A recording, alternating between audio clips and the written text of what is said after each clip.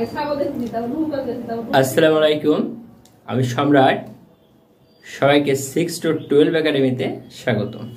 Viewers, আজকে আমাদের আলোচ্য বিষয় হলো নবম ও দশম শ্রেণীর পদার্থবিজ্ঞান বইয়ের চতুর্থ অধ্যায়, অর্থাৎ কাজ, ক্ষমতা ও শক্তি অধ্যায়টির আজকে আমাদের আলোচ্য বিষয় হলো ভর ও শক্তি সম্পর্কিত আলোচনা। চলো আমরা ক্লাসটি উপভোগ করে দেখি। এখানে ভর ও শক্তির সম্পর্ক ই সমান এমসি হোল স্কয়ার। এই ই সমান এমসি হোল স্কয়ার এটা বিজ্ঞানী আলবার্ট আইনস্টাইনের সূত্র, যেটাকে থিওরি অফ রিলেটিভিটি বলা হয়ে থাকে। বিজ্ঞানী আলবার্ট আইনস্টাইনের থিওরির উপর ভিত্তি করে আমাদের যে বর্তমান পৃথিবীর ধ্বংসাত্মক বোমা, পারমাণবিক বোমা, নিউক্লিয়ার বোমা, হাইড্রোজেন বোমা, যেটা পারমাণবিক বোমা নামে সারা পৃথিবীতে বেশি পরিচিত, সেই ভয়ঙ্কর বোমাটি, পৃথিবী ধ্বংসকারী বোমাটি এই ই সমান এমসি হোল স্কয়ার এই সূত্রের উপর ভিত্তি করে তৈরি করা হয়েছে। এই বিজ্ঞানী আলবার্ট আইনস্টাইনের তত্ত্বের উপর ভিত্তি করেই ওপেনহেইমার নামে যে বিজ্ঞানী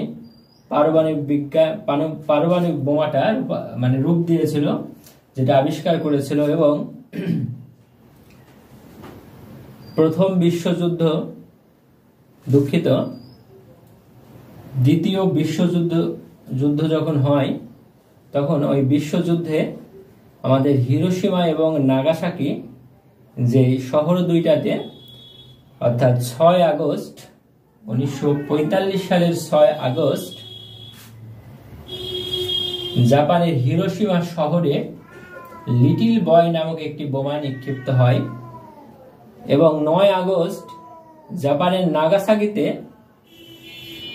ফ্যাটম্যান নামে আরেকটি বোমা নিক্ষেপিত হয়। এই দুইটা ছিল পৃথিবীর ইতিহাসে সবচেয়ে ভয়ঙ্কর বোমা। এই দুইটি বোমায় আমাদের এই যে বিজ্ঞানী আলবার্ট আইনস্টাইনের এই থিওরি অফ রিলেটিভিটি তত্ত্বের উপরে ভিত্তি করে তৈরি হয়েছিল, এবং এটি বিজ্ঞানী ওপেনহেইমার এই বোমার যে আবিষ্কার করেছিলেন, এবং হিরোশিমা এবং নাগাসাকিতে যে বৈমানিক এই বোমা নিক্ষেপ করেছিল, সেই বৈমানিক সেই মুহূর্তে বলেছিল যে হায় ঈশ্বর, এটা আমি কি করলাম। মানে ওই বৈমানিকেরও ধারণা ছিল না যে এই বোমার ভয়াবহতা, অর্থাৎ ক্ষতিটা এত বেশি পরিমাণে হতে পারে। এখনো